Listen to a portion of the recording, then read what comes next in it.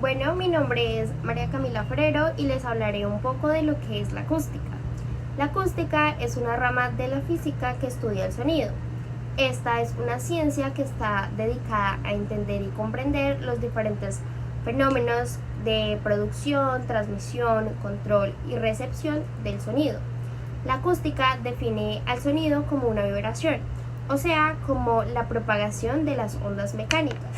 Y las ondas mecánicas son las que necesitan un medio de propagación, por lo que la acústica estudia la energía que viaja a través de los objetos en forma de ondas.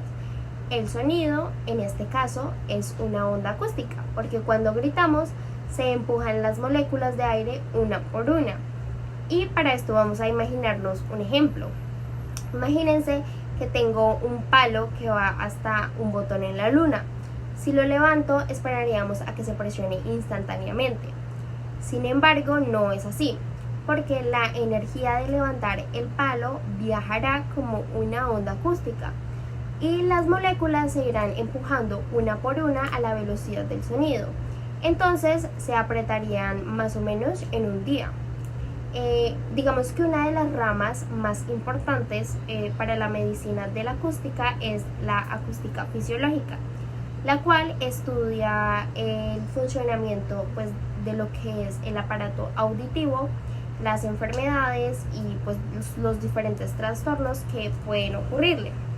Ya hablando un poco más de lo que es la acústica, tenemos las ondas sonoras, que pues tenemos que tener en cuenta que el sonido pues, se propaga a una velocidad de 343 metros en condiciones y a presión y temperatura normal. Ya hablando un poco más de la intensidad, pues hablamos de la potencia o la fuerza o la cualidad del sonido que nos permite pues diferenciar sonidos fuertes o débiles. Hay otro factor que es muy importante, que es la frecuencia, que es el número de veces que se repite una onda. Y también un dato importante es que el oído humano es capaz de captar de 20 Hz a 20.000 Hz. Sin embargo, en la gráfica que aparece acá, podemos darnos cuenta que pues hay un umbral del dolor. La acústica médica. Esta se enfoca en el uso del sonido en el diagnóstico y tratamiento de enfermedades. La ecografía utiliza ondas sonoras de alta frecuencia para producir imágenes del interior del cuerpo humano. Por otro lado, también tenemos terapia de sonido, donde se utilizan frecuencias específicas para estimular ciertas partes del cuerpo y mejorar la salud y el bienestar de los pacientes. El ultrasonido, por ejemplo, utiliza ondas sonoras para producir fotografías de las estructuras internas del cuerpo. También ayuda a diagnosticar las causas del dolor, la hinchazón y la infección en los órganos internos del cuerpo, y examinar al niño que aún no ha nacido, el feto en este caso, en las mujeres embarazadas. Esta misma estudia el funcionamiento del aparato auditivo, desde la oreja a la corteza cerebral, el oído y sus componentes, así como sus repercusiones, enfermedades y trastornos.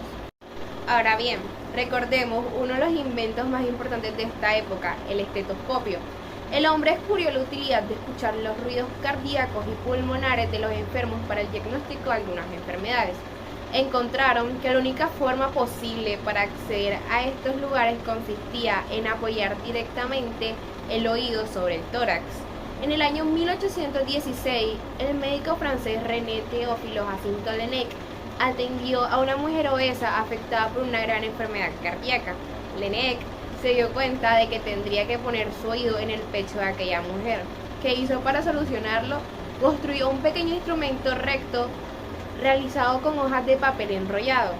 De esta manera pudo escuchar los latidos de su corazón con mayor nitidez que si hubiese apoyado su oído.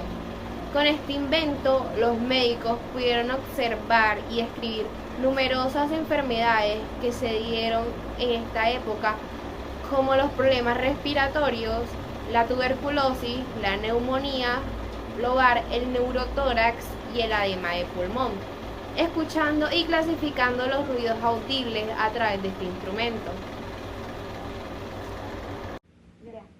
Okay. Buenos días, compañeros y compañeras, mi nombre es Lidiana Escorcia y yo les voy a hablar sobre las patologías auditivas, ¿ok? Empezamos con la otitis. Como sabemos, la otitis es una inflamación que se da detrás del tímpano. Es como una burbuja líquida que se da detrás del tímpano Y esto requiere por las trompas de Eustaquio, que es lo que tenemos aquí. Que esto se produce cuando nos lloramos demasiado, cuando nos irritamos, cuando nos resfriamos. No sé si a ustedes les ha pasado que ustedes han llorado demasiado y les ha dado un dolor fuerte en el tímpano. Bueno, esto se debe a la cantidad de líquido que pasa por las trompas de falopio y es lo que causa esta inflamación detrás de los tímpanos. Ok, bueno, vamos con la hipocausa. ¿Qué es la hipocausa? Es la incapacidad de escuchar. ¿Ok? Esto a veces se da cuando nacemos, que son anomalías que pasan de la estructura del oído, a veces no son las mismas, y esto hace que nosotros no escuchemos de una buena manera. ¿Ok? Esto también afecta en nuestro lenguaje, como por ejemplo yo tengo un conocido que tiene problemas auditivos y él por tener problemas auditivos él habla de una voz bajita porque como él siente que él no escucha, entonces él siente que hablando bajito es que lo escuchamos mejor, pero no, a la vez tiene que alzar la voz. Entonces estos son los problemas del lenguaje que tiene de pronto esta enfermedad auditiva. Esto nos hacen de pronto tener de pronto no que vocalicemos de una mejor manera porque no nos estamos escuchando, o a veces no alzamos mucho la voz porque pensamos que estamos gritando. Entonces estos son los efectos que causan en la hipocausa. Ok, bueno, seguimos con la enfermedad del Meniere, que esto es cuando sentimos una sensación de vértigo, así de meneos, o sea, en el oído. Y pues nosotros aquí podemos tener mareos, podemos tener hasta dificultad para escuchar. En la causa no es totalmente exacta, pero se da la presión de líquidos que tenemos en nuestro oído. Y esto se da por si tenemos un golpe en la cabeza, ¿ok? Que ya sería un traumatismo cerebral. Esto se diera por un traumatismo cerebral, un golpe de la cabeza que fue tan fuerte que esto aumenta la presión del líquido del oído y esto es lo que nos causa el vértigo, el sonido, que no podemos escuchar mejor, náusea, dolor de cabeza, entre otras. Bueno, ahora vamos con la oclusión cerumen. Esto pasa que como acumulamos tanto el cerumen en el oído, esto se vuelve duro. Y se vuelve tan duro que llegamos al límite que nos empieza a irritar la oreja y no escuchamos bien. A veces creemos que es por otra causa de enfermedad, pero no, a veces esto también se da porque el cerumen se vuelve duro.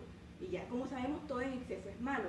Ahora también el cerumen también tiene cosas buenas que esto es lo que evita las bacterias, también tiene cosas buenas que esto es lo que evita las bacterias, los animales, pero realmente siempre tenemos que tener una higiene, ya, porque todo en exceso es malo. Entonces no tener tanto cerumen también es malo porque evitaría que entraran las bacterias, pero tener bastante cerumen también es malo, ya, porque esto nos puede causar irritación en el oído.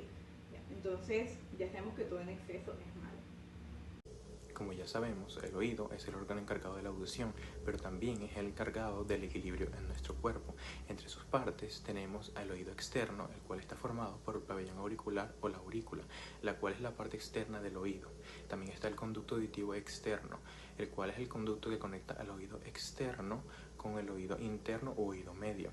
También está la membrana timpánica, comúnmente conocida como tímpano, la cual es la membrana que separa el oído externo del oído medio. El oído medio o la cavidad timpánica está formada por los huesecillos, los cuales son 3 pequeños huesos, los cuales se encuentran conectados y transmiten las ondas sonoras al oído interno. Estos 3 huesecillos se llaman el martillo, el yunque, el estribo. También tenemos a la trompa de Eustaquio, la cual es un conducto que une el oído medio con la parte posterior de la nariz. La trompa de Eustaquio ayuda a equilibrar la presión en el oído medio, ya que se necesita de una presión equilibrada para obtener una transferencia adecuada de las ondas sonoras. La trompa de Eustaquio se encuentra recubierta por mucosa, la cual, al igual que el interior de la nariz y la garganta, el oído interno está formado por la cóclea, la cual contiene los nervios de la audición. Luego está el vestíbulo, el cual contiene receptores para el equilibrio. ¿Cómo oímos? Cuando se produce un sonido fuera del oído externo, las ondas sonoras o vibraciones viajan hasta el conducto auditivo externo y golpean la membrana timpánica, comúnmente conocida como el tímpano. Este se encarga de vibrar y luego esas vibraciones pasan a los 3 pequeños huesos del oído medio, los cuales ya conocemos como el martillo, el yunque y el estribo. Estos se encargan de amplificar y de transmitir las ondas sonoras al oído interno y al órgano de la audición, el cual es la cóclea. Una vez que las ondas sonoras llegan al oído interno, estas se convierten en impulsos eléctricos que el nervio auditivo se encarga de enviar al cerebro y finalmente el cerebro traduce estos impulsos en sonido. Buenas compañeros, compañeras y profesor. Mi nombre es Marco Gil y yo les voy a hablar sobre fórmulas de la acústica. Entonces, cuando hablamos de fórmulas de la acústica, estamos hablando de fórmulas que tienen que ver con el sonido, tienen que ver también con las ondas y con la propagación que éstas tienen dentro de un medio. Cuando hablamos de fórmulas también estamos hablando de ciertos conceptos que están relacionados de por sí. Entonces, el primer concepto que les voy a mencionar es la frecuencia. La frecuencia es la cantidad de ondas que son elaboradas por segundo, ¿vale? La frecuencia tiene una unidad de medida que son ciclos, segundos o hertz, el cual también puede escribirse como Hz. Esta está representada por la letra F en minúscula.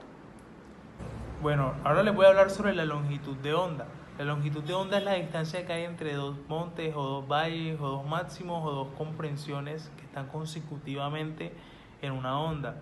¿Qué son los montes y qué son los valles, cierto? Bueno, imagínense que en las ondas transversales son como unas montañas que están una al lado de la otra. O sea, imagínense una montaña, luego otra. Vale, la parte de arriba es considerada el monte y la parte de abajo es considerada valle. Entonces la longitud de onda es esa distancia que hay entre dos montes y dos valles, ¿vale? Bueno, la longitud de onda se indica con una letra griega que es llamada lambda. Es como una A pero sin el palito del medio. Y la unidad de medida de la longitud de onda son los metros. Ahora bien, las dos magnitudes que he mencionado anteriormente, es decir, la frecuencia y la longitud de onda, pues se relacionan entre sí para hallar lo que sería la velocidad de propagación que tiene una onda.